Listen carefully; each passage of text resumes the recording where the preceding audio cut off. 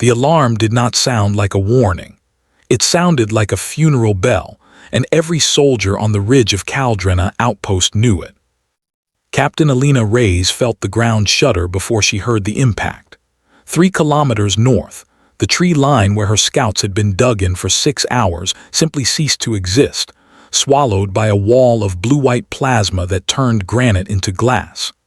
The shockwave rolled across the valley a half-second later, rattling the reinforced windows of the command bunker, rattling her teeth in her skull. "Report," she said, and her voice did not shake, because she had trained it not to shake, because 73 human lives on this ridge were listening to how she sounded right now. "Forward line is gone, Captain." Sergeant Acaffer's voice crackled through the comm, thin with static and something worse than fear. "Vanter armor punched through Sector 4. We got nothing left to stop the follow-up wave." Alina looked at the tactical display, at the red icons swarming across the valley floor like a spreading infection, and she understood, in the cold, clean way that combat teaches you to understand things, that Caldrena outpost was going to fall within the hour. The Vanter Dominion had been fighting humanity for 6 years, and in 6 years they had never once lost a war of attrition. Their war machine was 140 years more advanced than anything Earth had fielded when the first contact fleet arrived over Geneva and opened fire without a single word of warning. Their armor could shrug off railgun rounds.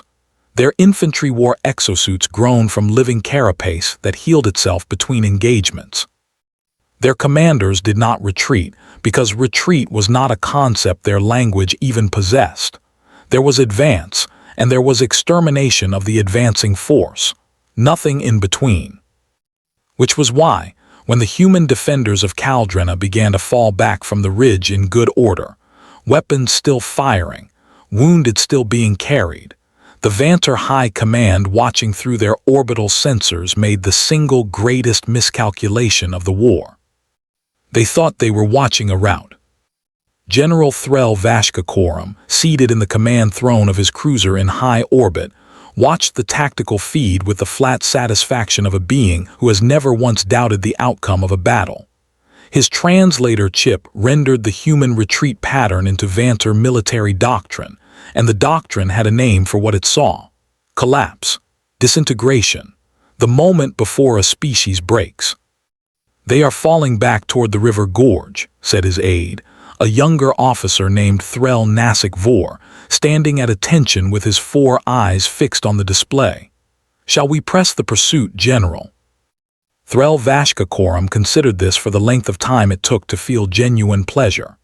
6 years his people had ground against this stubborn, fragile, absurdly persistent species. 6 years of losing ships to human tactics that should not have worked, of losing ground to human soldiers who fought like something was chasing them even when nothing was, of watching his superiors grow quieter and angrier with every dispatch from the front. And now, finally, on this insignificant mining world at the edge of a system nobody back home could even name, he was going to watch the humans of Caldrena outpost break.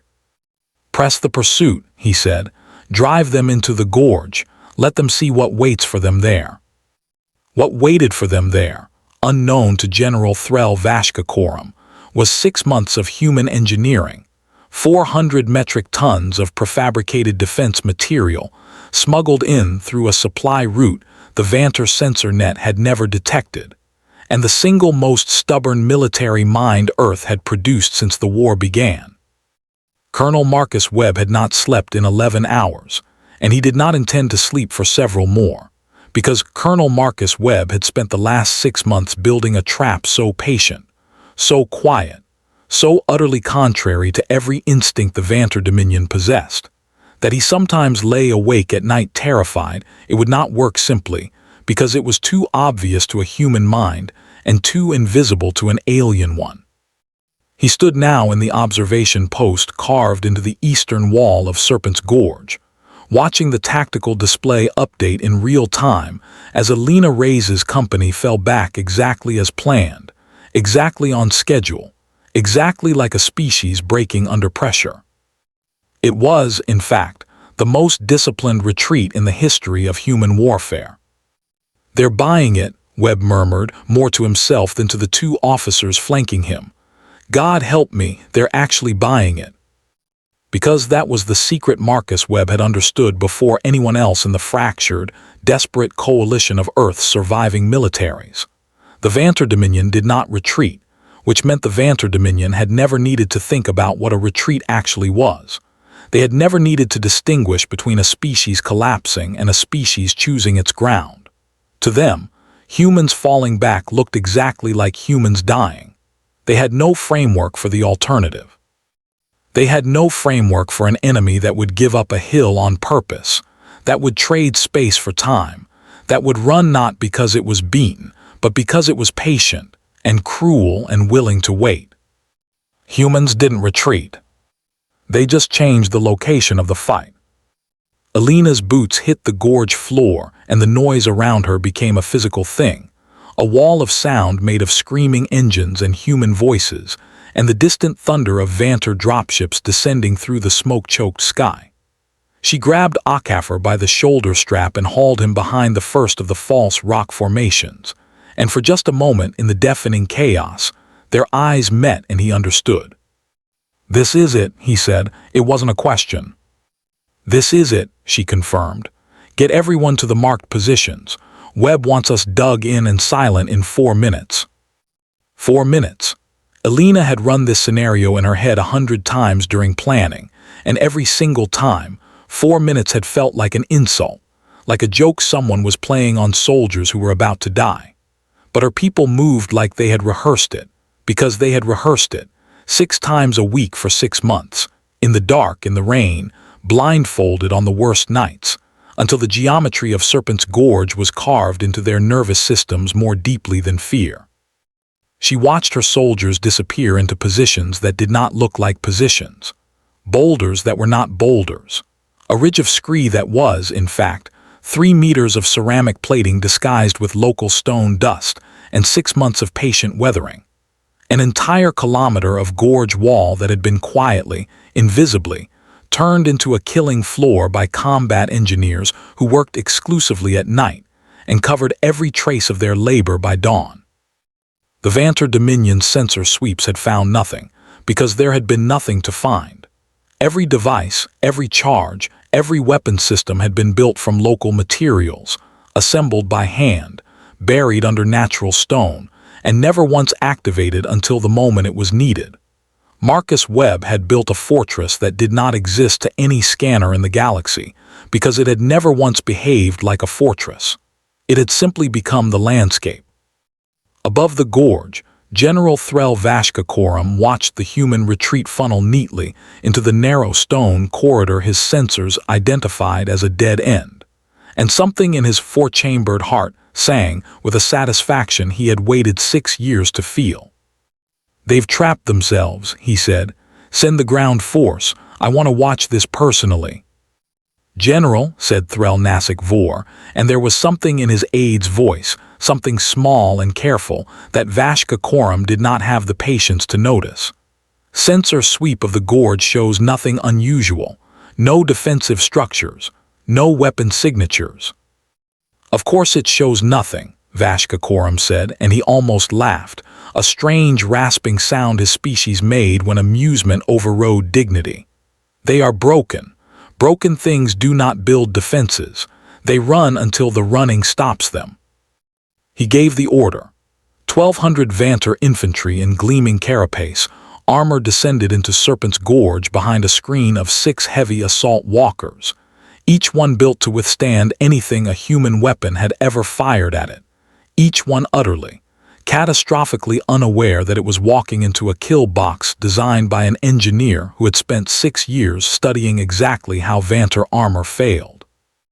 Marcus Webb watched them come on his tactical display, watched the neat lines of alien soldiers marching into the gorge with the unhurried confidence of a species that had never once had to fear the ground it walked on, and he felt something settle in his chest that was not quite peace, but was close enough to it. "Colonel," Alina's voice came over the comm, tight and controlled. "They're at the marker line." "Copy that," Webb said. Everyone hold. The lead Vanter walker crossed the invisible threshold Webb had marked in the gorge floor 6 months ago, the exact point where every buried charge, every disguised weapon emplacement, every carefully hidden piece of the trap converged into a single overlapping zone of annihilation. "Fire," Webb said, and the word came out quiet, almost gentle, the way a man might say a word he had been carrying in his mouth for half a year, waiting for the one moment it would matter. Serpent's Gorge came alive. The boulders that were not boulders opened fire first, ceramic plating splitting apart to reveal railgun batteries that had been charging in silence for hours, and the lead assault walker took 4 rounds through its main hull before its crew even registered the attack had begun. It did not fall. It exploded, a bright violent bloom of fire and superheated alloy that threw wreckage 40 meters in every direction, and turned the 2 Vanter squads behind it into a chaos of screaming, scattering soldiers who had never once, in 6 years of war, imagined the ground itself could turn against them. The scree slope that had taken combat engineers 3 months to build detonated next, a controlled cascade of directional charges that did not simply kill, but funneled the surviving infantry into the exact firing lanes, where human soldiers waited in positions so well disguised that Vanter troops walked within 10 meters of them, without seeing a single sign of human presence. Alina rose from behind a stone that had, until 4 seconds ago, looked exactly like every other stone in the gorge, and opened fire on a Vanter squad that was still trying to understand what had just happened to their world. Her rifle rounds, modified with the tungsten core ammunition Webb's team had spent 2 years perfecting specifically to punch through Vanter carapace, found gaps in armor that the Dominion had considered impenetrable for 6 years of war. "They're not breaking," she heard Akafor shout somewhere to her left, disbelief and fierce joy tangled together in his voice. "Captain, they're not breaking, look at them, they don't know what to do." He was right. That was the thing Marcus Webb had understood before anyone else, the thing that made Serpent's Gorge into something more than a battle, the thing that turned it into an education the Vanter Dominion had never once needed before this war and would never forget after it. The Vanter military doctrine had no protocol for an ambush executed with this much patience, because Vanter military culture did not produce commanders willing to wait 6 months for a single battle. Their instinct, bred into them across 400 years of interstellar conquest, was to press forward, to overwhelm, to trust in the raw superiority of their technology and their numbers. That instinct was now killing them. Above the gorge, General Threl Vashkakorum watched his tactical display fracture into red icons, dozens of them, hundreds, blinking out of existence faster than his mind could process the scale of what was happening. His 4 eyes, evolved across 100,000 years to track threats from every angle, could not track this. Could not comprehend a battle where the losing side had planned every second of the encounter before it began, where the humans below were not fighting for their lives, but executing a design they had rehearsed until it became instinct. "Pull them back," he said, and the words felt strange in his mouth, foreign, wrong. His species did not say them. His species had never needed to say them. "Pull the ground force back now." "General," Threl Nasik Vor's voice was shaking now, no longer careful, no longer controlled. "There is no clear withdrawal route. The gorge walls are collapsing at multiple points. We are losing contact with forward units." Vashkakorum stared at the display and felt, for the first time in 6 years of commanding the extermination of the human species, something his translator chip did not have an adequate word for. It was not quite fear. It was the recognition that he had walked into a room built entirely by an enemy mind, and every door in that room was already closed. In the gorge, the battle had become something almost beautiful in its brutal precision. Human soldiers moved between prepared positions with the fluid coordination of 6 months of rehearsal, falling back only to advance again from angles the Vanter infantry could not anticipate, using the terrain itself as a weapon in ways the Dominion's 400-year military tradition had never once required them to consider. Every human retreat was a lie. Every human advance was a trap closing tighter. The gorge that General Threl Vashka Coram had believed was a dead end for a broken species had become. In the space of 11 brutal minutes, a machine built for exactly one purpose, and that purpose was grinding his ground force into wreckage. Elena Reyes crouched behind cover, breathing hard, watching the last organized Vanter squad in her sector attempt to form a defensive perimeter around their command walker, and she felt something she had not let herself feel in 6 years of war. Not victory, not yet, but the first genuine, bone-deep certainty that victory was possible. "Webb," she said into her calm, voice raw, "second wave is breaking formation.